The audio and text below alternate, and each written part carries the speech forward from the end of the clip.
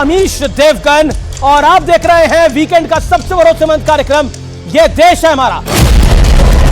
एक है तो सेफ है, पॉलिटिकली तो नारा हिट हो गया, लेकिन आरोप आप पे ये लग रहा है कि इन तमाम बाबाओं के जरिए कहीं ना कहीं देश का नैरेटिव बदलने का प्रयास है। जब हम एक थे तो अखंड थे और जब बटे थे तो खंड खंड हुए थे। कोई सेफ नहीं है, सिर्फ भाजपा सेफ है, जनता अनसेफ है। बांग्लादेश में इतना हुआ और पूरे हिंदुओं की चिंता बिल्कुल मोदी जी को नहीं थी।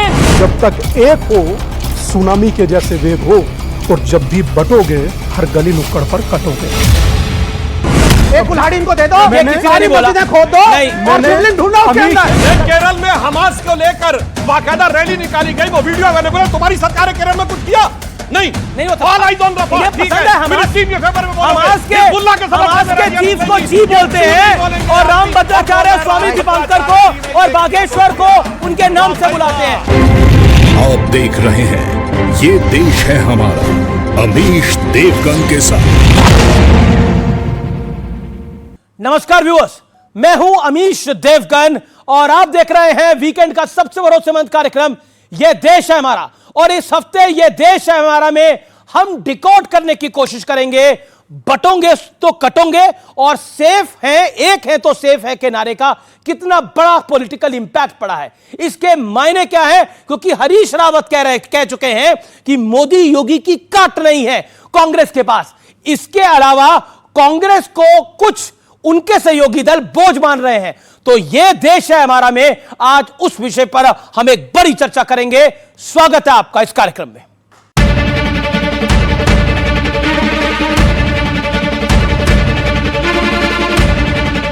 एक है तो बटे थे, अब एक रहेंगे तो सेफ रहेंगे। क्या विपक्ष इस नारे के आगे चारों खाने चित हो गया है? क्योंकि बीजेपी के धुर विरोधी भी अब इनकी ताकत का लोहा मान रहे हैं। अपनी सोच को किसान हम खुद खड़े हैं या नहीं है, ये कांग्रेस को सोचना पड़ेगा ना। आपको उनके नैरेटिव के खिलाफ अपना नैरेटिव खड़ा करना पड़ेगा। कि मैं शायद उत्तराखंड वालों को तो समझा पा रहा हूँ, मगर अपनी पार्टी के लोगों को नहीं समझा पा रहा हूँ। और मुद्दा सिर्फ विपक्षी नेताओं का नहीं, हरियाणा से लेके महाराष्ट्र तक जनता ने भी ये बता दिया है कि पब्लिक भी इस नारे के साथ है। लेकिन शायद हार पर हार के बावजूद कांग्रेस जनता का मूड नहीं समझ पा रही है। तभी राहुल गांधी जाति वाली जनगणना पर अड़े हुए हैं। तेलंगाना में हमने किया, कर्नाटक में किया, और जहां भी हमारी सरकार आएगी हम दलित, आदिवासी, पिछड़े वर्ग, गरीब, जनरल कास्ट, माइनॉरिटीज का डेटा निकालेंगे। जाति जनगणना को हम इसी लोकसभा में पास करके दिखाएंगे। लेकिन मुद्दा सिर्फ नेताओं का नहीं है, संत समाज भी लगातार एकजुटता की मुहिम चला रहा है, जिसमें दिग्गज नेता से लेकर बड़े बड़े अभिनेता तक शामिल हो रहे हैं। तो हिंदुओं एक हो जाओ, जात पात की करो विदाई, हम सब हिंदू। लेकिन आज सबसे बड़ा सवाल है कि क्या बीजेपी ने विपक्ष के जाति वाले दांव को फेल करने और अपने कोर वोट बैंक को संदेश देने के लिए एक बेजोड़ फॉर्मूला ढूंढ लिया है? इसी पर जनता के बीच होगी देश की सबसे बड़ी बहस। आइए इस चर्चा की शुरुआत करते हैं। मेरे साथ कौन कौन जुड़ रहा है ये परिचय करा देता हूं। सुधांशु त्रिवेदी हैं मेरे साथ, भारतीय जनता पार्टी के नेता प्रवक्ता, उनका अभिनंदन है। स्वामी दीपांकर है मेरे साथ, आध्यात्मिक गुरु, उनका अभिनंदन है। मेरे साथ इस चर्चा में धर्मेंद्र यादव है, प्रोफेसर धर्मेंद्र यादव, प्रवक्ता समाजवादी पार्टी के। विवेक श्रीवास्तव है नेता लेफ्ट के। प्रियंका कक्कड़ है आम आदमी पार्टी की नेत्री और प्रवक्ता। जोरदार तालियों के साथ अभिनंदन है। और अब चर्चा के तीन बड़े मुद्दे क्या हैं? एक है तो सेफ है क्या नारा वाकई एक बहुत बड़ा पॉलिटिकली हिट है। नारा क्या ये हिट है? कांग्रेस पूरे विपक्ष के लिए क्या कमजोर कड़ी बन गई है, जैसा अखिलेश यादव ने कहा, जैसा उद्धव ठाकरे की पार्टी कह रही है? और बीजेपी देश भर में क्या ध्रुवीकरण का एजेंडा चला रही है? क्योंकि चाहे बागेश्वर धाम बाबा हो, चाहे देवकीनंदन ठाकुर हो और चाहे स्वामी दीपांकर हो, इन तीनों की यात्रा क्या संदेशा दे रही है, यह बड़ी बात है। आप तमाम लोगों का अभिनंदन है। सुधांशु त्रिवेदी, एक है तो सेफ है, पॉलिटिकली तो नारा हिट हो गया, लेकिन आरोप आप पे यह लग रहा है कि इन तमाम बाबाओं के जरिए कहीं ना कहीं देश का नैरेटिव बदलने का प्रयास है। देखिए, एक हैं तो सेफ हैं, ये कोई पॉलिटिकल नारा नहीं है, ये तो कॉन्स्टिट्यूशनल डायरेक्शन है। हम सब जब शपथ लेते हैं, आप लोगों ने भी लोगों को शपथ लेते देखा होगा, तो क्या कहा जाता है, मैं देश की एकता और अखंडता को अक्षुण्ण रखूंगा। तो एकता और अखंडता बना के रखना तो हर नागरिक का संवैधानिक दायित्व है। और जब हम एक थे तो अखंड थे, जब बटे थे तो खंड खंड हुए थे। ये तो सबको पता है, 75 साल पहले हुए थे। मगर अफसोस की बात यह है कि अगर हम संवैधानिक दृष्टि के अलावा अगर परंपरा में देखें, तो याद है हम सबको बचपन में सबने कहीं ना कहीं कहानी सुनी होगी कि बूढ़ा व्यक्ति था, जब वो मृत्यु के करीब पहुंच गया तो अपने बच्चों को बुलाता है, सबको एक एक डंडी देता, कहता तोड़ दो, सब तोड़ देते हैं। फिर उस डंडी को गट्ठर में बांध देता, सारी डंडियों को कोई नहीं तोड़ पाता, तो कहता है एकजुट रहोगे तो कोई तुम्हें तोड़ नहीं पाएगा, अलग अलग रहोगे तो तोड़ लोगे। अब मैं ऐतिहासिक संदर्भ बताता हूं। पिछले 2500 साल की डॉक्यूमेंटेड हिस्ट्री भारत की यह बताती है कि जिस समय यूनानियों ने आक्रमण किया था, अलेक्जेंडर के समय, जब राजा अंभी और पोरस में बटे थे तो यूनानियों के हाथों कटे थे। जब पृथ्वीराज चौहान और जयचंद के बीच में बटे थे तो गोरी के हाथों कटे थे। जब मान सिंह और राणा प्रताप के बीच में बटे थे तो अकबर के हाथों कटे थे। जब छत्रपति शिवाजी महाराज एक तरफ थे, मिर्जा राजा जयसिंह दूसरी तरफ थे, तो औरंगजेब के हाथों कटे थे। तो ये तो किसी प्रकार का कोई कंफ्यूजन ही नहीं रह गया है। पुराने जमाने में रियासतों के राजा होते थे जो सोचते थे अपनी रियासत की सियासत के लिए अगर हमें देश विरोधी शक्तियों से हाथ मिलाना है, बचे रहें। आज जातियों के राजा हैं जो सोचते हैं कि अपनी अपनी सियासत बचाए रखने के लिए रहें। मगर अब जो मोदी जी ने संदेश दिया है और जो भारतीय जनता पार्टी और योगी जी ने भी बोला है, तो अब देश का जनमानस बदल गया है। उसके लिए मैं एक पंक्ति कहना चाहूंगा, जाति प्रांत और वर्ग भेद का भ्रम ये दूर भगाता है, सबके मन का एक भाव है, सबकी भारत माता है, अनेकता में ऐक्य मंत्र को जन जन फिर अपनाता है और धीरे धीरे देश हमारा आगे बढ़ता जाता है। जी जी जी, प्रोफेसर धर्मेंद्र यादव, सवाल बहुत स्पष्ट है। जब सपा के एक नेता से और कांग्रेस के नेता से पूछा गया कि क्या ये तुर्कों की और पठानों का झगड़ा हुआ संभल के अंदर, तो उन्होंने बोला नहीं, मुसलमान तो एकजुट है, ये तो मुसलमान की बात है, ये कोई बात नहीं है। लेकिन हिंदुओं में आप जाति ढूंढते हैं, लेकिन मुसलमानों को एक मुश्त रखते हैं। ये पॉलिटिकल रणनीति है आपकी, इसमें कोई दोराई नहीं है, और वो कारगर भी साबित हुई है कई मौकों के ऊपर। लेकिन आप मानेंगे, एक है तो सेफ है का प्रचंड प्रहार, पॉलिटिकल प्रहार देखने को मिला है महाराष्ट्र से लेकर हरियाणा तक और उत्तर प्रदेश तक। अमेश जी, भारतीय जनता पार्टी की राजनीतिक दृष्टि आप इस बात से समझ सकते हैं, देश की आजादी के 75 बरस बाद मोदी जी को यह समझ में आया कि एक रहना चाहिए। अरे देश अगर एक नहीं होता तो मुगलों से लड़के देश को आजाद नहीं किया जाता, देश अगर एक नहीं होता तो अंग्रेजों को हम भगा नहीं देते। ये बात अलग है कि कुछ भारतीय जनता पार्टी के लोग, इनके पूर्वज अंग्रेजों के साथ मिलकर हमारे स्वतंत्रता सेनानियों के सीने में गोलियां दागते थे। इनको 75 साल लग गया इस बात को समझने में। आप समझिए इनकी राजनीतिक दृष्टिकोण कितना है। अगर आप दोनों नारे को सुनिए, आप लोग युवा हैं, बटेंगे तो कटेंगे, एक हैं तो सेफ हैं, इसमें नकारात्मकता मिलेगी। आप अगर ठंडे मन से सोचिएगा, हमारा नारा है जुड़ेंगे तो जीतेंगे। हम जुड़ने की बात करते हैं, ये बटने की बात करते हैं, ये कटने की बात करते हैं। ये सनातन की प्रकृति नहीं है, प्रवृत्ति नहीं है। इससे सनातन कभी मजबूत नहीं होगा, सनातन कभी एक नहीं होगा। ये लोग ना सनातन को एक कर सकते हैं, ना देश को एक कर सकते हैं। ये ना हिंदू के ना हिंदुस्तान के हैं, ये सिर्फ कुछ चंद पूंजीपतियों के लिए काम करते हैं। इसीलिए अपना राजनीतिक नैरेटिव सेट करके लाते हैं। आज भारतीय जनता पार्टी 2024 के नतीजों से, लेकिन अखिलेश जी को तो लग रहा है कि कांग्रेस समाप्त हो चुकी है। आप देखिए, समाजवादी पार्टी इस तरह के बयान का ज्यादा समर्थन नहीं करती। कौन अखिलेश जी की बात क्या समर्थन नहीं करती? भाई समाप्त हो चुका नहीं हो जो चुनाव में पता चल जाएगा। अखिलेश जी के बयान का आप समर्थन नहीं कर रहे हैं? भाई समाप्त कौन हो चुका नहीं हो चुका उस बात की बात है, उसमें मत जाइए। अखिलेश जी ने बोला, अखिलेश जी ने बोला, अखिलेश यादव ने बोला, विषय नहीं है।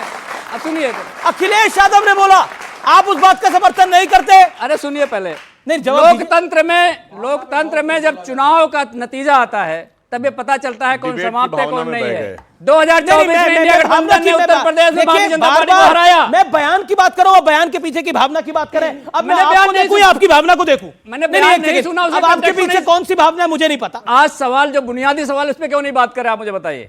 इस देश का जो युवा बैठा है इसको नहीं, रोजगार बिल्कुल नहीं बुनियादी सवालों पर मैं आऊंगा। अभी आप पे रोजगार नहीं चाहिए। अपने गठबंधन के सवाल पे वैसे आएगा। इन्होंने अखिलेश जी का बयान नहीं सुना होगा, पर 9 सीटों में एक भी कांग्रेस को सीट नहीं दी, समाप्त तो वैसे ही कर दिया। इसमें कहीं कोई कंफ्यूजन थोड़ी है। एक सेकंड विवेक शांत हो जाइए। 10 सेकंड 10 सेकंड। और वैसे एक बात बता दूं, इनका नारा बिल्कुल सही है, जुड़ेंगे तो जीतेंगे नहीं, जो जुड़े थे वो जीते, जो बटे रहे वो हार गए।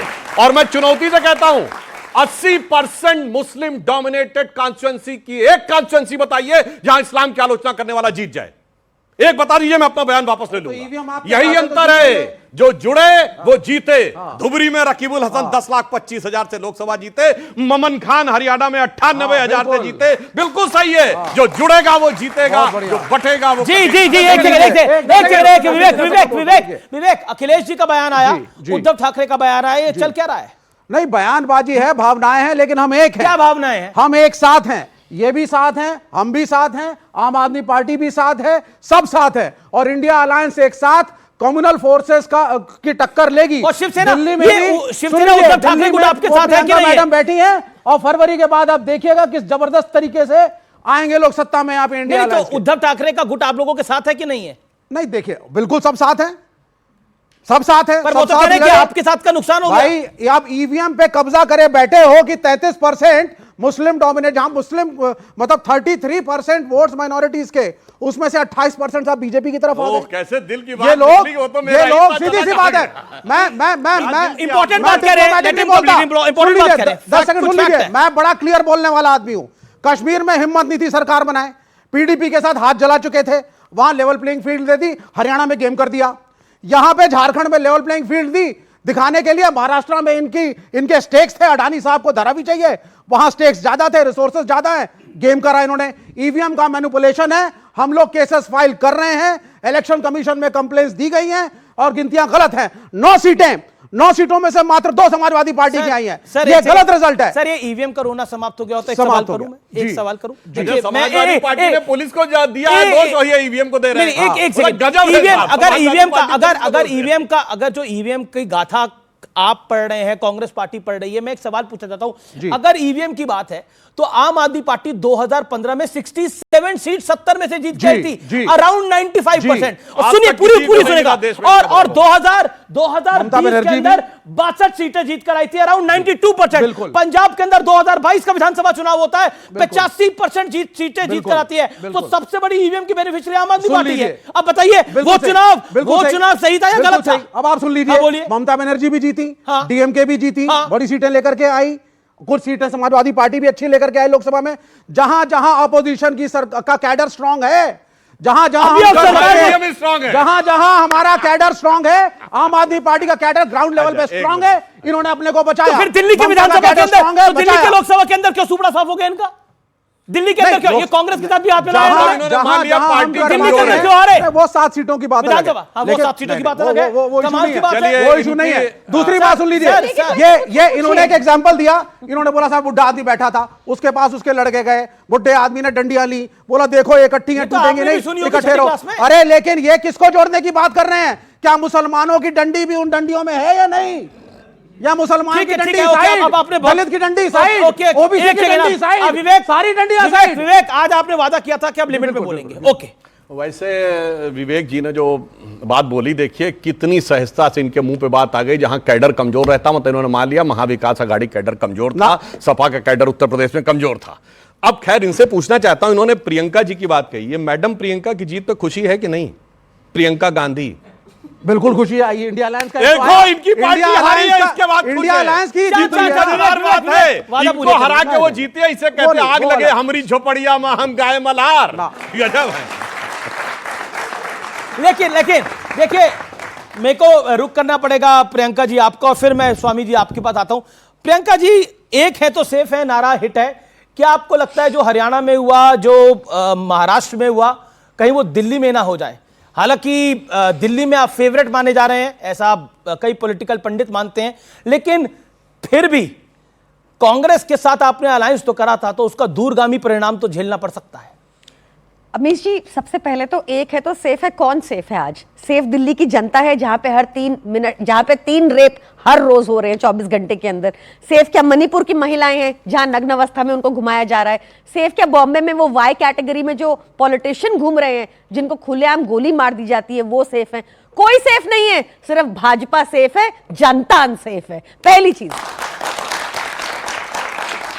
दूसरा सुनिए, दूसरी बात, इन्होंने वो नारा दिया पोलराइजेशन के लिए। इन्होंने क्या बोला? सुधांशु जी बहुत बढ़िया बोलते हैं, उसमें कोई डाउट नहीं। इन्होंने स्टार्ट किया, कॉन्स्टिट्यूशनल डायरेक्शन है कि सबको एक साथ रहना है। पोलराइज करने वाली जो पॉलिटिक्स भाजपा ने की है, वो आप किसी से छुपी ही नहीं है। जहां तक आपने कहा कि वो महाराष्ट्र में चल गया, हरियाणा में चल गया, तो मुझे ये कहने में कोई प्रॉब्लम नहीं है कि दिल्ली में इनका सामना आम आदमी पार्टी से है। दिल्ली में आम आदमी पार्टी से। सुधांशु देन स्वामी दीपांकर। इनका सेफ वाली बात का जवाब देता हूं। कितने सेफ हैं आपको पता है? ये वो पार्टी जो कहती सिक्योरिटी नहीं लेंगे, और इनके पंजाब के मुख्यमंत्री का लश्कर जर्रार 36 गाड़ियों का है, जो कैप्टन अमरिंदर सिंह और प्रकाश सिंह बादल से बड़ा फ्लीट है। मैं दावे से कहता हूं कैप्टन अमरिंदर सिंह से कहीं बड़ा फ्लीट है। और मैं ये नहीं कह रहा हूं जैसे इनकी सरकार आई, सिद्धू मूसेवाला की हत्या से लेकर क्या क्या शुरू हो गया, पृथकतावादी चुनाव जीत के आ गए। पहली बार जो पंजाब के उस दौर में नहीं हुआ 1980 के दशक में कि पुलिस स्टेशन को लूट लिया गया और फोर्सिबली पुलिस को छोड़ना पड़ा। कितनी सेफ्टी है सबको समझ में आता है। परंतु यहां पर मैं यह भी कहना चाहता हूं कि जो इन्होंने कहा कि यह पृथकतावादी नारा है, मगर अभी महाराष्ट्र का चुनाव हुआ है, अबू आजमी मौलाना अजहरी के सामने क्या बोल रहे थे? वीडियो में आया, मेरे इलाके में 1,90,000 मुस्लिम हैं, एक भी वोट बंटना नहीं चाहिए, पूरा का पूरा मिलना चाहिए। ये पोलराइजेशन थोड़ी है। वो मौलाना जो गजवा हिंद की पैरोकारी करता है, ये वो उस नौमानी के आगे, उस नौमानी के सामने एनसीपी शरद पवार पार्टी की नेता स्वरा भारत के हस्बैंड जाते हैं, स्वरा भास्कर जाती है, का वोट डिवाइड नहीं होना चाहिए। वो सेकुलर संगीत है। जब इमाम बुखारी कहता है कि फला पार्टी को वोट देना चाहिए, वो सेकुलर संगीत है, उसमें कोई पोलराइजेशन राम भद्राचार्य क्या करते हैं? इसीलिए मैं कहना चाहता हूं बड़ी समस्या है भाई मेरी बात। राम भद्राचार्य और बागेश्वर, राम भद्राचार्य और बागेश्वर आप कह रहे हैं? हाँ, राम भद्राचार्य क्या करते हैं और बागेश्वर क्या करते हैं? बागेश्वर धाम वाले राम भद्राचार्य जी भी बोला पार्टी का नाम लिया यार। सुनिए, वो पड़ोस में बैठे खड़े हुए हैं, वो क्या करते हैं? ये पीरजादा अब्बास सिद्दीकी की फुरफुरा शरीफ के आगे नतमस्तक हो कहते फतवा दो भाई कि कम्युनिस्ट पार्टी को वोट दो। मतलब आप कह रहे हैं, देखिए कई चीजों के पर क्लैरिटी होनी चाहिए जी। जगत गुरु राम भद्राचार्य को आप कह रहे हैं, वो राम भद्राचार्य क्या करते हैं? हाँ। वो बागेश्वर क्या करते हैं? हाँ। उनके आगे जी भी लगाया जा सकता है, राम भद्राचार्य जी। जैसे मौलाना नोमानी बोलते हो वैसे बोला करो, करिए। नहीं, सम्मान करना पड़ेगा उनकी, उनके पद का सम्मान करेगा, उनकी उम्र का सम्मान करना पड़ेगा। नहीं, एक सेकंड बताइए। बिल्कुल, मैं बताता हूं क्यों नहीं करना पड़ेगा। मैं बता देता हूं क्यों नहीं करना पड़ेगा।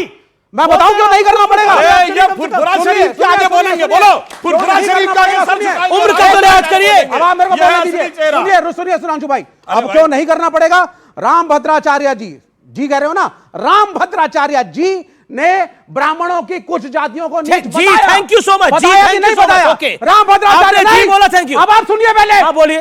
राम भद्राचार्य जी कहते हैं बड़ा ही अनर्थ हो गया, बड़ा कष्ट दिया गया है आसाराम बापू जी को। मैं अपने दोस्त नरेंद्र मोदी जैसे आपको बोलने की आजादी, उन्हें भी बोलने की आजादी है। आसाराम को छोड़ने स्वामी दीपांकर जी नहीं बोलूंगा। हाँ बोलिए जी। स्वामी दीपांकर। केरल में हमास को लेकर बाकायदा रैली निकाली गई, वो वीडियो अवेलेबल है। तुम्हारी सरकार ने केरल में कुछ किया नहीं होता। All eyes on Rafah. ठीक है, फिलिस्तीन के फेवर में बोलेंगे, हमास के चीफ को जी बोलते हैं और राम भद्राचार्य स्वामी दीपांकर को और बागेश्वर को उनके नाम से बुलाते हैं। हमास के मुखिया को जी बोलते हैं और हाफिज को भी जी बोलते हैं इस देश के कई नेता, और हिंदू धर्म गुरुओं को के आगे जी नहीं लगाते। ये देश भी देख रहा है जी, ये देश भी देख रहा है। एक सेकंड सही है, ये अन्याय है। महत्वपूर्ण ये है कि चाहे देवकी नंदन ठाकुर जी की यात्रा हो, चाहे बाबा बागेश्वर की यात्रा हो, चाहे आपकी यात्रा हो, तकलीफ बहुत हो रही है इसकी। तो तकलीफ होना जायज भी है। क्यों? इसलिए जायज है क्योंकि जो स्वप्न देखे हैं बांटने का, एक हम लोगों के साथ भी दिक्कत है। हम लोगों को कास्ट में इतना बांट दिया गया, पार्टी में इतना बांट दिया गया कि हमें हिंदू और हिंदुत्व समझ नहीं आता, हमें सनातन समझ नहीं आता, हमें धर्म समझ नहीं आता। इसीलिए कोई खड़ा होकर 2000 किलोमीटर दूर से कहता है सनातन का समूल नष्ट कर देंगे। यही बात किसी और धर्म के बारे में बोलने की हिम्मत है? मैं कह रहा हूं बोनवीटा भी पिएंगे तो नहीं बोल पाएंगे। नहीं समझ में आई? पांव लड़खड़ाने लगेगा, डॉक्टर हो सके बुलाना पड़े। और रही बात हम लोगों की यात्रा की, तो हमारी यात्रा बिल्कुल एकदम कॉन्सेप्ट क्लियर है, जातियों में विभाजित हिंदुओं को एक करना, 2 साल के अंदर 80 लाख से ज्यादा लोगों को जोड़ना। नहीं, आपकी यात्रा में 10 किलोमीटर चले नहीं हो, बताओ कितना चले हो? वही बता रहा हूं, वही बता रहा हूं। देखिए स्वामी, ये बीच में क्यों बोल रहे हैं ना? आप बीच में बोलना चाहिए क्या? आप हाथ खड़ा करिए, जो चाहते हैं बीच में कोई ना बोले। बताइए, अपनी बात करिए। आप ही के ज्ञान का वर्धन कर रहे हैं। 2 साल के अंदर 80 लाख लोगों से एक डाटा सारा साइट पर है, 80 लाख लोगों को जोड़ना, एक हिंदू होने का संकल्प दिलाना, 16,000 किलोमीटर की यात्रा, 6 राज्यों तक जाना, और उसके बाद खड़े होकर के आज ये चर्चा करना। पहली बार बोला था 23 नवंबर 2022 में कि जब तक एक हो सुनामी के जैसे वेग हो, और जब भी बटोगे हर गली नुक्कड़ पर कटोगे। तो ये कहीं गलत नहीं है। मुझे बोलने दीजिए दादा। जी। और रही बात बांग्लादेश में वो कर रहा है और यहां हम कर रहे हैं, तो मुझे फक्र है कि वो बांग्लादेश में हिंदुओं को एक करते हुए, संगठित करते हुए, उनके अधिकार, उनके हक हकूक के लिए लड़ते हुए एक बेरहम सरकार ने, जिसका मुखिया सरकार नहीं है दादा, ये गलत है। हाँ, शुक्र करो हमारी सरकार नहीं है। एक मिनट सुधांशु क्या तो आपकी सरकार होगी तो क्या करेंगे? एक मिनट सुधांशु भाई, आपकी सरकार नहीं है, वरना नहीं, आपकी सरकार ने सारे अंदर होते जो लड़ाई करवा रहे हो समाज में। ये कौन अंदर होता? क्यों नहीं? कौन अंदर होता? ये जितने यात्रा वाले हैं, मतलब कि हम लोग यार सीधा आप लोगों को लड़वा रहे हैं, हिंदू मुसलमान नाम लीजिए, कौन अंदर होता? नहीं, ये सारे जितने करवा रहे हैं इन्हीं के शिष्य हैं सारे, इन्होंने ही शुरू किया, यही जन्मदाता है। ये तो खड़े हुए हैं। मतलब आप कह रहे बागेश्वर में इनके बड़ी बात बोल रहे हैं। एक सेकंड भाई, समाज को आप क्या कह रहे हैं? कौन अंदर होता? कौन भाई, अगर हमारी सरकार होती और ऐसी यात्राएं निकलती जिससे समाज में विघटन होता, तो चाहे ये हो और चाहे इनसे ये आचार्य दीपांकर, चाहे इनसे प्रेरित बाबा बाबा लोग हो, एक्शन तो होता। एक्शन होता देवकीनंदन ठाकुर में भी। नहीं, क्यों गलत क्यों कर रहे हो? क्यों दौड़ रहे हो? ये क्या होता है? क्या होता है? ये गिरफ्तार होते हैं बाबा, एक्शन लेते, लीगल एक्शन लेते, जो सही है, ये कर भी चुके हैं ऐसा। लेते छोड़ो, सरतन से जुदा नारा लगा था, एक्शन लिया था? क्यों नहीं? बोलो, बिल्कुल सरतन से जुदा नारा लगा था, एक्शन लिया था? नहीं लिया था, उल्टा परमिशन दी थी कि पीएफआई वाले वो निकालेंगे, रैली निकालेंगे। बोलो, करते तो जो किया शांत हुई। मुझे जवाब दे दीजिए, कांग्रेस से लिया था? सुधांशु इन्होंने बोला कि चाहे बाबा बागेश्वर हो, चाहे स्वामी दीपांकर हो, चाहे देवकीनंदन ठाकुर हो, वो गिरफ्तार होते अगर हमारी सरकार। नहीं, इनकी सरकार यह है, मैं कहता हूं कोई भी जाके चेक कर ले। 2007 में मिस्टर चक्रवर्ती इनके मिनिस्टर थे ट्रांसपोर्ट के, पश्चिम बंगाल की सरकार में। वो केवल दक्षिणेश्वर कादी में जाके पूजा कर लिए थे, तो प्रकाश कारत ने उनके खिलाफ डिसिप्लिनरी एक्शन कर दिया था कि आप कम्युनिस्ट हैं, आप जाकर कैसे कर सकते हैं किसी मंदिर में पूजा? मगर उसी कम्युनिस्ट पार्टी पीरजादा अब्बास सिद्दीकी के पास जाती है, कोई नहीं होता। आपने किसी कम्युनिस्ट नेता की पूजा करते हुए फोटो नहीं देखी होगी, मगर रोजा अफ्तार की दावतों में खूब फोटोएं देखी हो। जी, लेकिन अब मैं एक चीज बताता हूं। सेक्युलरिज्म के जिस खेल में देश को दशकों से घुमाया जा रहा है, आज उसकी कड़वी सच्चाई देश के सामने आना और रखना बेहद जरूरी हो जाता है व्यूअर्स। इसलिए अगले 7 सेकंड में मेरी ये बात को ध्यान से सुनिए। इस देश में प्लेसेस ऑफ वर्शिप एक्ट का काफी जिक्र होता है। इसे 1991 में लागू किया गया था और उस वक्त देश में कांग्रेस की सरकार थी, नरसिम्हा राव उसके प्रधानमंत्री थे। इस एक्ट के मुताबिक 15 अगस्त 1947 को देश में धार्मिक स्थल जिस भी स्थिति में है, उसकी वही स्थिति बरकरार रहेगी, उसमें कोई बदलाव नहीं हो सकता। और इस एक्ट से अयोध्या के विवाद को अलग रखा गया था। यानी जो हिंदू ये दावा करते हैं कि आक्रांताओं ने उनके मंदिरों को तोड़कर वहां दूसरे धर्म की इमारतें बनवा दी, उन हिंदुओं के पांव में इस कानून से ऐसी बेड़ियां डालने का प्रयास हुआ जिससे वो भविष्य में कभी अपने धार्मिक स्थलों की सच्चाई पता लगाने की कोशिश भी न कर सके, मांग भी न कर पाए। और दूसरी तरफ 1995 में और 2013 में कांग्रेस की सरकारों ने वक्फ एक्ट में बदलाव किए, जिसकी वजह से उसकी ताकत असीमित हो गई। इन बदलावों के बाद वक्फ बोर्ड किसी भी संपत्ति पर अपना हक जमा सकता है, जता सकता है और उनके दावे को कोर्ट में चुनौती देना लगभग नामुमकिन है। सोचिए ये कैसा सेकुलरिज्म था। और इन सेकुलर सरकारों ने हिंदुओं को तो प्लेसेस ऑफ वर्शिप एक्ट दिया था और दूसरी तरफ वक्फ का एक्ट दिया था। सोचिए सच्चा सेकुलरिज्म क्या है, यह मैं आप पे सोच छोड़ता हूं, आप अपनी बात को रखिए, बोलिए क्या सवाल है आप लोगों के। सवाल था कि नेहरू जी, इंदिरा गांधी जी और राजीव गांधी जी सदैव जातिवाद और जाति प्रथा का विरोध किए थे, वो जाति जनगणना के समर्थन नहीं थे, तो फिर विपक्ष आज के वक्त में क्यों इतना जोर दे रहा है कि जाति जनगणना होनी चाहिए? सर जी जी, इंदिरा गांधी कहती थी जात पे ना पात पे मोहर लगे कि हाथ पे। यूनिटी की बात कर रही थी कि सभी जातियों को बराबरी तो मोदी जी भी तो वही कर रहे हैं अभी। नहीं, मोदी जी तो हिंदुओं को अलग कर रहे हैं, मुसलमानों को अलग कर रहे हैं, अगलों को अलग कर रहे हैं, पिछड़ों को अलग कर रहे हैं। रामभद्राचार्य ब्राह्मणिकल सुप्रीमेसी की बात करते हैं तो अमीश भाई कहते हैं जी करके यूज करिए। तो ये तो कल्चर ही देश का अलग जा रहा है। ठीक है, कल्चर ही अलग जा रहा है। और मतलब दूसरा खराब कल्चर है, हाफिज तूतड़ा का बढ़िया कल्चर है। बागेश्वर धाम, सुन लीजिए सुधांशु भाई, बागेश्वर धाम की यात्रा के बारे में माननीय ज्योतिष मठ के शंकराचार्य ने कहा है टोटल पॉलिटिकल है। दूसरी बात, नहीं, आपने खुदाई की बात करी। दीजिए फिर प्रियंका कक्कड़ और सुधांशु जी। जी, 2-3 बातें महत्वपूर्ण अपने युवा भाइयों से कहना चाहता हूं। बांग्लादेश आप सब लोग देख रहे हैं, जिन्हें केरला और कश्मीर फाइल झूठ लग रही थी, बांग्लादेश लाइव चल रहा। उसके बावजूद भी यार हम लोग हिंदुओं के विषय में बोले हम लोग गुनाहगार कैसे? ये लोग जय फिलिस्तीन कह के गाजा तक के लोगों को एक करें, ये सेक्युलर कैसे? कहीं तो थोड़ा तो यार रहम, और कहीं तो अपने गुनाहों के बारे में सोचिए। लेके जाओ, सारी मस्जिद खोद डालो, एक कुल्हाड़ी इनको दे दो, सारी मस्जिदें खोद दो और शिवलिंग ढूंढो उसके अंदर। यार ये गलत बात है, ये कोई बात होती है? यही रह गया है, चाइना में इनको कुल्हाड़ी दो, गलत होती है। विषयांतर हो रहा है, विषयांतर हो गया पूरी चर्चा का। अमीश ये गलत है। देखिए विवेक जी, विषय पे रहिए, विषय पे रहिए, वो विषय नहीं है मेरा। अमीश इस देश में हिंदू होना, साधु होना गुनाह रहा, विवेक जी के लिए समझ में आता। लेकिन क्या इनका बस नहीं चल रहा, इनका बस नहीं चल रहा। मेरा बस चलता तो इन्हें जेल में डलवा देता, मेरी सरकार होती। भाई साहब आप जेल में डलवाइए, हिंदू को ना तो जोड़ने में रुका जाएगा, ना थका जाएगा, ना झुका जाएगा। हिंदू का मतलब हिंदू। आप समाज और ना देश दोनों तोड़ रहे हैं। अच्छा, आप समाज और देश दोनों तोड़ रहे हैं। मुझे पूरा करने दीजिए, आप बोलिएगा। आप पहले बोलिए, शंकराचार्य सही है, डॉक्टर भीमराव कह रहे हैं कि बागेश्वर धाम की यात्रा पॉलिटिकल। अरे ठीक है, रुकिए महाराज, रुकिए। डॉक्टर भीमराव अंबेडकर कहते थे जातिवाद नहीं होना चाहिए, वो गलत हो गए। राम मनोहर लोहिया कहते थे जातिवाद नहीं होना चाहिए, वो गलत हो गए। पॉइंट आपके मुझे कंप्लीट करने दीजिए। जी जी जी, संत रविदास के गुरु थे रामानुजाचार्य, वो कहते थे कि जाति पाति पूछे नहीं कोई, हरि को भजे सो हरि का। वो दिग्गज गलत हो गए, ये सही हो गए।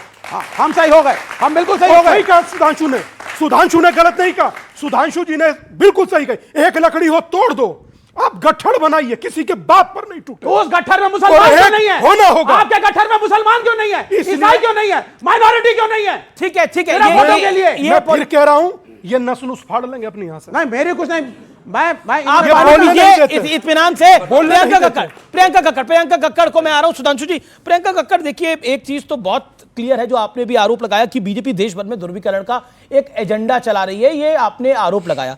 लेकिन दूसरी तरफ से भी तो यही एजेंडा चल रहा है। अब आप देखिए महाराष्ट्र का चुनाव था, नोमानी क्लियर कट फतवा दे रहे थे, स्वरा भास्कर और उनके शौहर साहब, उनके मियां साहब, वो नोमानी के पास जा रहे थे। समाजवादी पार्टी के अबू आजमी एक ऐसे क्लरिक के पास जा रहे थे तो गजवा हिंद की पैरवी करता है। अब बताइए कमी कहां रही है? कमी कहां रही है? अगर एक तरफ है तो दूसरी तरफ भी तो है।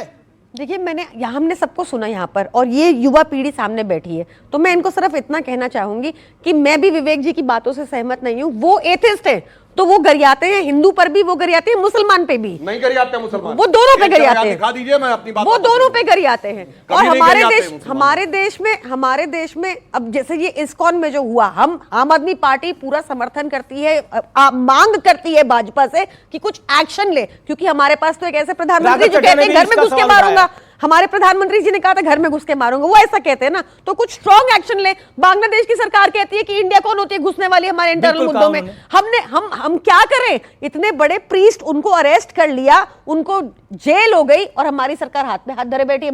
ओके, सुधांशु जी का रिप्लाई जरूरी। देखिए, जो इन्होंने कहने का प्रयास किया, यहां समस्या क्या है कि एक समुदाय को तो खूब तोड़े रखना, और सिर्फ जाति में नहीं तोड़े रखना है, उत्तर दक्षिण में भी तोड़ना है।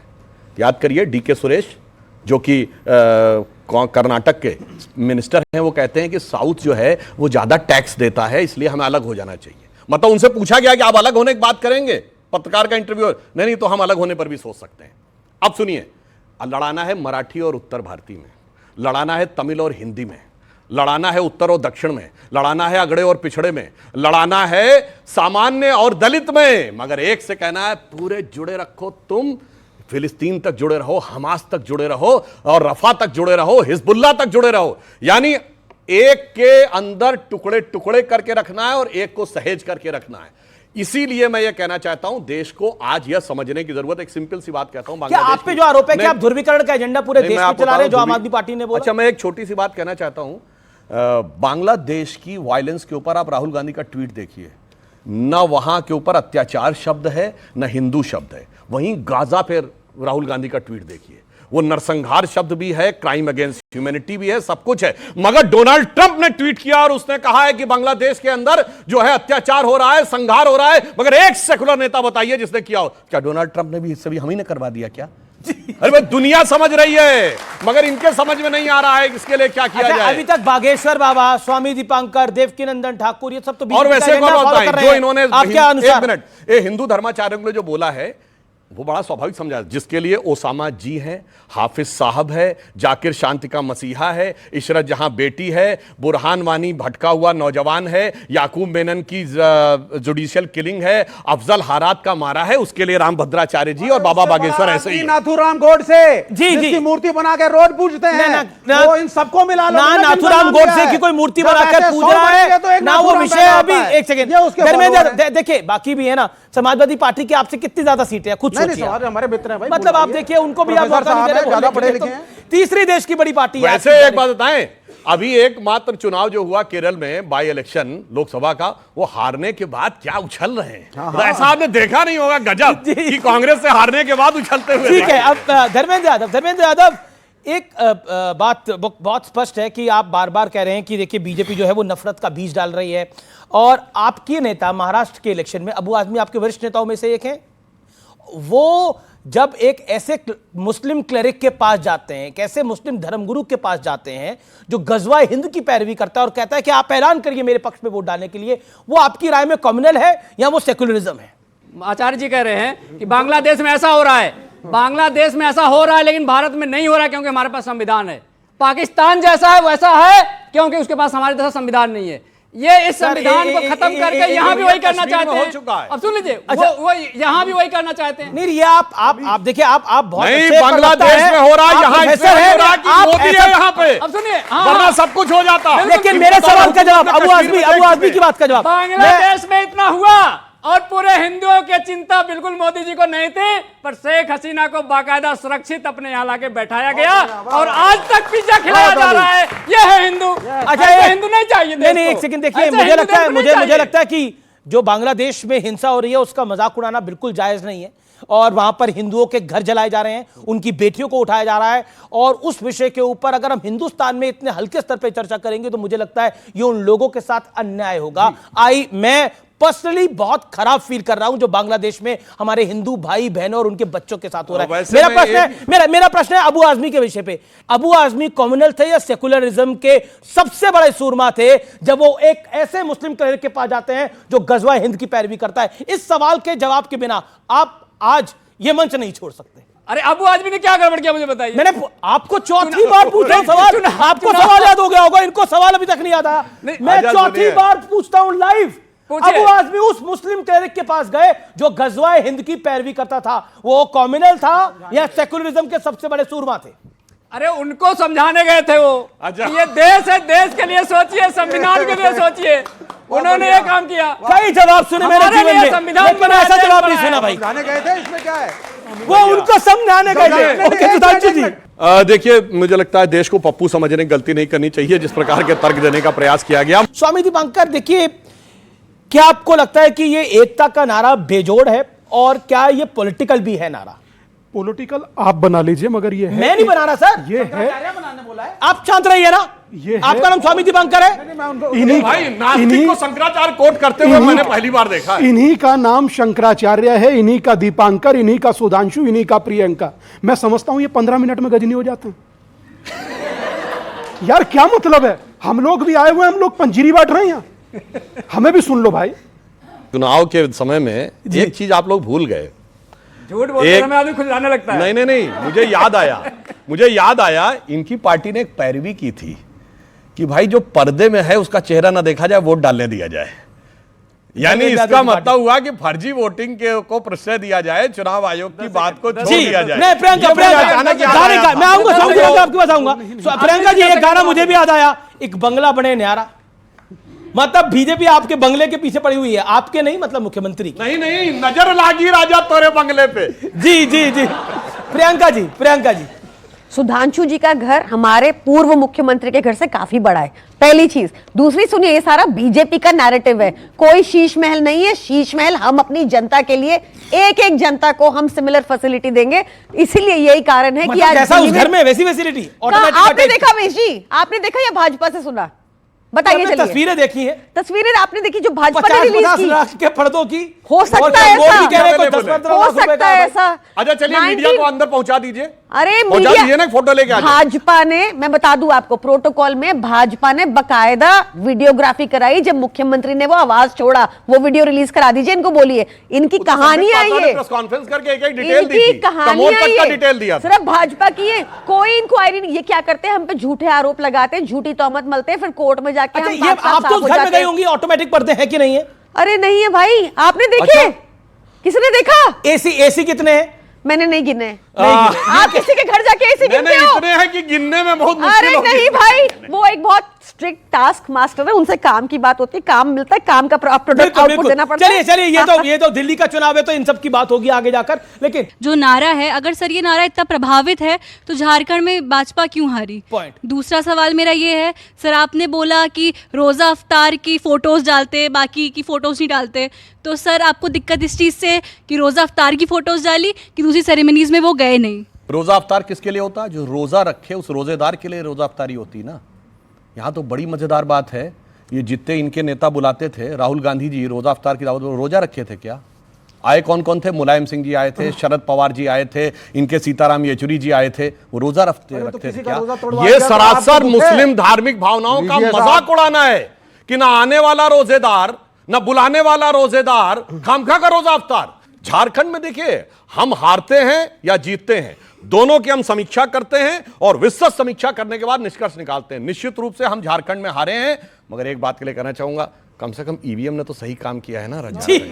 ठीक है, ईवीएम के ऊपर भी आऊंगा। ईवीएम पे किसी का सवाल है क्या? यानी महाराष्ट्र में हम जीते हैं, झारखंड में ईवीएम जीती है। मेरा सवाल सुधांशु जी से है कि आप लोग जो हमारे देश में आरक्षण का, राशन का, नौकरी के, सबका जो आरक्षण है वो जाति पे निर्भर है, तो फिर आपको क्या प्रॉब्लम है कि आप डाटा रिलीज क्यों नहीं कर रहे हो कि जाति में क्यों जनगणना नहीं हो रही है? हम युवा जानना चाहते हैं।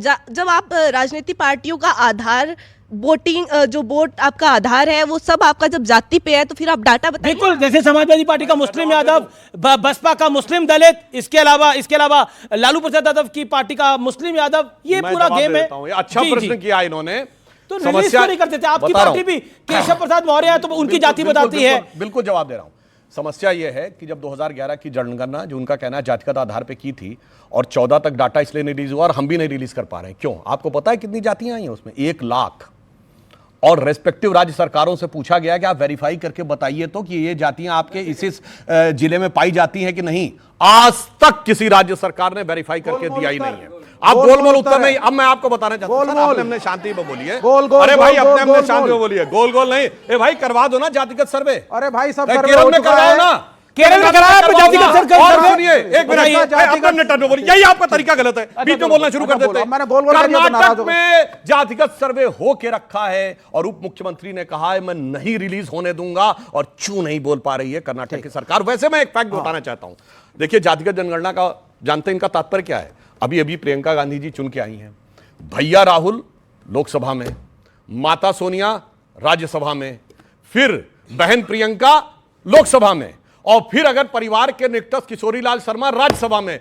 पूरे परिवार की गणना हो गई पूरी। अब जातिगत जनगणना है जरूरी। ये कोई आंसर नहीं है। अब ये आप समझिए इनकी बात।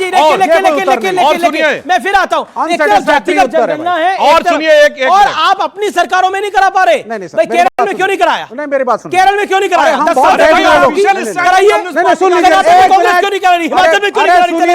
सुनिए, हम बहुत गए गुजरे लोग हैं, ये दूध के धुले हैं। बहुत ये बढ़िया। दूध के धुले क्यों हैं मैं बता देता हूं। मतलब आप खुद कह रहे हैं वो कि गए जातियां गुजरे हैं सामने आप लोग। आएंगी तो इनका समीकरण बिगड़ जाएगा। मतलब खुद मान रहे इसलिए हैं कि गए उसके गुजरे हैं ऊपर भाई, ढक्कन अब रखा बात हुआ खत्म हो गई है। पूरी। सर मेरा सवाल समाजवादी पार्टी के प्रवक्ता से है। अगर हमारे भाजपा के मुख्यमंत्री योगी आदित्यनाथ बोलते हैं कि बटेंगे तो कटेंगे, बट मेरा सवाल आपसे, आपके जो सीनियर लीडर है अखिलेश यादव, वो भी तो अपनी सरकार के टाइम पे जातिवाद को बढ़ावा देते हैं। बेटा किसी भी सरकार में जो योजनाएं लागू होती हैं, जैसे हमने छात्रवृत्ति देना शुरू कर दिया तो सारे बच्चों को मिलती है। अगर कोई लड़कियों के लिए स्पेशल योजना, अरे कहाँ से स्पेशल योजना है आपके यहाँ? नहीं, माइनॉरिटी मिनिस्ट्री क्यों बनी है? माइनॉरिटी मिनिस्ट्री क्यों, मुझे बताइए। माइनॉरिटी मिनिस्टर क्यों केंद्र में क्यों है, बता दीजिए। इवन दंगों में क्यों है? कंपनसेशन भी सुनिए एक वर्ष पहले को दिया था। आपसे मुझे ऐसा क्यों है? मैं ये सवाल पूछ रहा हूं धर्मेंद्र यादव, मिनॉरिटी तो सिर्फ मुस्लिम्स क्यों मिनॉरिटी माना जाता है? वो दूसरी बड़ी मेजॉरिटी भी है इस देश के अंदर। सरदार सिख क्यों नहीं मिनॉरिटी है? क्रिश्चियन क्यों नहीं मिनॉरिटी है? जैन क्यों नहीं मिनॉरिटी है? पारसी क्यों नहीं मिनॉरिटी है? ईसाई बहुत उनकी हिस्सेदारी कुछ नहीं है। काम बताइए। लोकतंत्र के जितने लोग हैं सबका अपलिफ्टमेंट जरूरी है। जो ज्यादा पिछड़े हैं, जो ज्यादा दबे कुचले हैं, उनका अपलिफ्टमेंट करना और जरूरी है। इसलिए वहां पे योजनाओं का लाभ ज्यादा दिया जाता है और अलग से दिया जाता है। अगर आपकी गाड़ी का एक पहिया पंचर हो गया है तो क्या आप तीनों में पंचर लगवा लेंगे? उसमें तो पंचर लगवाएंगे भाई। देखिए सुनिए पहले, अब रुक जाइए। साइकिल में तो कोई पंचर नहीं है ना। अब सुनिए पहले, अब सुनिए देखिए, अब एक काम की बात मैं मैं कह रहा हूं साइकिल में तो कोई पंचर नहीं है ना। अब सुनिए, पंचर लगाने वाले से समस्या तो नहीं है। अब ये तो तीस करने वाले। देखिए, देश को जब हम चिल्ला चिल्ला के बोलते हैं दुनिया का सबसे बड़ा लोकतंत्र, हम सबसे ज्यादा आबादी में हैं, अब ये दुहाई दे रहे हैं सबसे ज्यादा जातियां हैं। अरे सबसे ज्यादा क्या फर्क पड़ा, गिनती नहीं करेंगे हम। आपके शरीर में 10 बीमारी हो जाएगी तो छोड़ देंगे, इलाज ही नहीं कराएंगे। अच्छा आप मुझे बताइए, 10 बीमारी छोड़ देंगे आप? एक सेकंड। हाँ, मैं ये धर्मेंद्र जी आप ही के पास आ रहा हूं और बहुत आप मुझे बहुत पसंद है, आप बहुत अच्छे जवाब देते हैं। एक बात बताइए, आपने बोला कि देखिए हिंदुओं में बड़ी सारी जाति है, 1 लाख के करीब जातियां अभी जो चर्चा हो रही थी यहाँ पर। और मंडल मैं एक सेकंड मैं पूछना चाह रहा हूं कि ये जो मुसलमान है उसमें भी कई सारी जातियां होती हैं और उसमें भी ये जो संभल में झगड़ा हुआ, ये तुर्कों और मतलब आपका जो सांसद है तुर्क था और जो विधायक है वो पठान है, तुर्कों और पठानों का झगड़ा था, आपको लगता है ऐसा? भारतीय जनता पार्टी नहीं, मैं आपसे सवाल पूछ रहा हूं। बांटने के इस कदर पहुंच जाती है, जाति नहीं गोत्र नहीं उसके नीचे भी बता देगी, पर ये नहीं बताएगी। अरे मैं तुर्कों की पठानों की बात कर रहा था। तुर्कों और पठानों में कौन से गोत्र होने लग गए? उसमें कोई मामला नहीं था। इस देश के संविधान में बहुत सारी मुसलमानों में जातियां होती है कि नहीं होती? जवाब। अब देश के संविधान की बात नहीं, मैं कह रहा हूं संविधान की बात। अभी आप हिंदू धर्म की बात कर रहे थे। उसमें जातियां हैं, मुसलमान में अरे उसमें जातियां होती हैं कितनी? मैं फिर बता रहा हूं कितनी है देश मुसलमानों में के जातियां? संविधान में पिछड़ी जातियों का जिक्र है। पिछड़ी जातियों में जातियां रखी गई हैं, अल्पसंख्यक में जातियां रखी गई हैं, उसके बाद आपके दलित में जातियां रखी गई हैं। वो जातियां संवैधानिक दर्जे के हिसाब से रखी गई हैं, हमारे और आपके मानने से नहीं होता है। ये SC ST OBC के आरक्षण का कितना बढ़िया ध्यान रखते हैं पूछिए। अलीगढ़ मुस्लिम यूनिवर्सिटी जहां मुस्लिम्स पक्के हो गए मेजॉरिटी में, SC ST OBC रिजर्वेशन साफ। Jamia Millia Islamia 2012 SC ST OBC का रिजर्वेशन साफ। कश्मीर हो गई Muslim majority state, SC ST OBC का रिजर्वेशन साफ। बांग्लादेश की बात हो रही है आज से 80 साल पहले, तो जो कास्ट कॉन्फ़िगरेशन वेस्ट बंगाल में था वही ईस्ट बंगाल में था। वो कहां चले गए SC ST OBC बंगाल वाले? वो 32% से 7% हो गए, 25% कहां गए? कट गए या कन्वर्ट हो गए? और फिर भी किसी को ना भरोसा हो तो याद करिए, जो आज ये नेता पॉलिटिक्स कर रहे हैं, यही पाकिस्तान बनने पे पाकिस्तान के पहले लॉ मिनिस्टर थे जोगिंदरनाथ मंडल, भारत के पहले लॉ मिनिस्टर थे बाबा साहब अम्बेडकर, वो दलित थे। पाकिस्तान के भी पहले लॉ मिनिस्टर थे जोगिंदरनाथ मंडल, वो भी दलित थे। और वो इसी मुगालते में आ गए थे कि दलितों की एक जाति, जिस जाति को वो रिप्रेजेंट करते थे, वो मुसलमानों के साथ मिलकर जाएगी, और चले गए थे आज के ईस्ट पाकिस्तान, बांग्लादेश जो ईस्ट पाकिस्तान था, पहले लॉ मिनिस्टर बने। और उसके बाद उन्होंने खुद जो इस्तीफा दिया है, जाके पढ़िए, नेट पे अवेलेबल है। उनकी जाति के यानी शेड्यूल कास्ट लोगों से कहा गया कट जाओ या कन्वर्ट हो जाओ, या तो कन्वर्ट हो जाओ या मार दिए जाओ। पूरे पूरे गांव झेल लिए गए। 10 सेकंड। देखिए, आप सांसद भी हैं और सम्मानित भी हैं। जब आप खड़े होकर के यहाँ पे ये नैरेटिव फैलाते हैं, मैंने दो लोगों का स्टेटमेंट नहीं, गलत है। ये सही है, नहीं, सही है। सही तो बहुत कुछ था। ये आगे अनचेक बोलते हैं। सुनिए ना, don't talk in that tone. मैं रिस्पेक्टफुली बात कर रहा हूं। आप शंकराचार्य के बारे में कहेंगे don't talk in that tone, और आपकी इज्जत इतनी बड़ी हो गई जब आप डिस्टर्ब कर रहे हैं। आप ये दिखाने और नैरेटिव को बढ़ा रहे हैं कि मुसलमान जहां होगा वह हिंदू खासकर दलित को काटा जाएगा। आप ये कहना चाहते हैं? ये बिल्कुल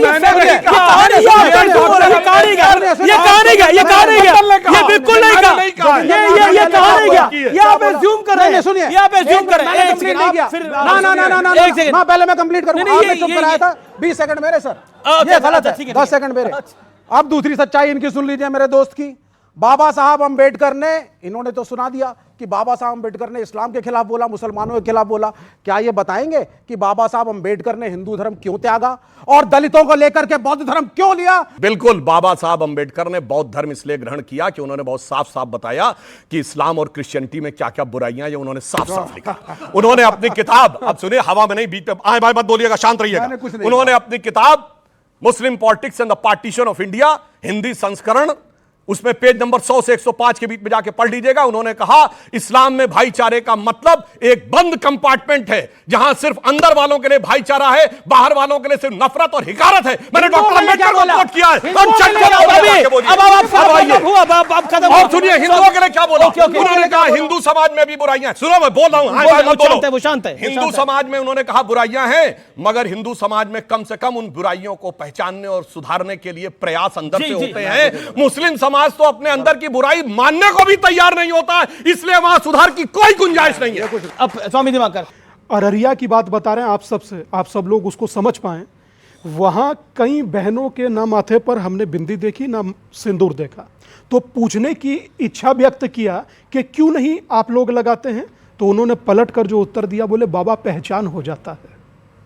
ये मैं अपने सामने की बात कह रहा हूं, मेरे सामने की बात है और मैंने स्वयं पूछा।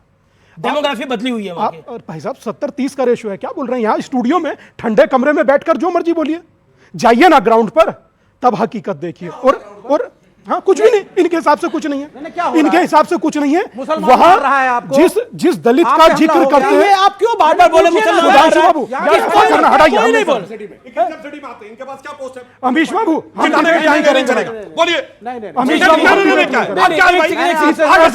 लगता है। मैंने किताब कोट किया, स्वामी जी रुके, पेज कोट किया, सिर्फ आदमी आकर डिस्टर्ब करने लगता है। अमीश शाह नहीं हो सकता, बोलने वाले को बोलने नहीं दे रहे यार। कब से वो खड़े? अमीश शाह नहीं हो सकता, दूसरों को जलील करने का डिबेट होगा। नहीं भाई, आप एक फैक्ट नहीं कोट कर रहे। अच्छा ठीक है, आपने सब बातें हवा में बोले। देखिए एक सेकंड, मेरा निवेदन, सब स्वीपिंग स्टेटमेंट। अच्छा एक सेकंड, मेरा निवेदन है, शांत होइए आप। ओके, आप स्वामी जी, आप अपनी बात तो रखिए, देन प्रियंका। मैं मात्र इतना कहना चाह रहा था, यात्रा के दौरान तेजस्वी जी का बयान आया, अगर किसी ने मुसलमानों की तरफ आंख उठाकर देखा तो ईंट से ईंट बजा देंगे, बिल्कुल ये बयान था।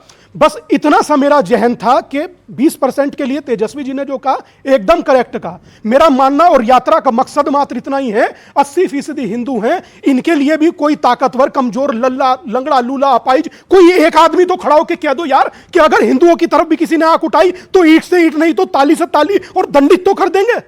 ओके, प्रियंका कक्कड़, क्या आपको लगता है ये जो नैरेटिव बन रहा है, ये जो पूरा नैरेटिव बन रहा है, क्या ये दिल्ली चुनावों पर भी इंपैक्ट डालेगा?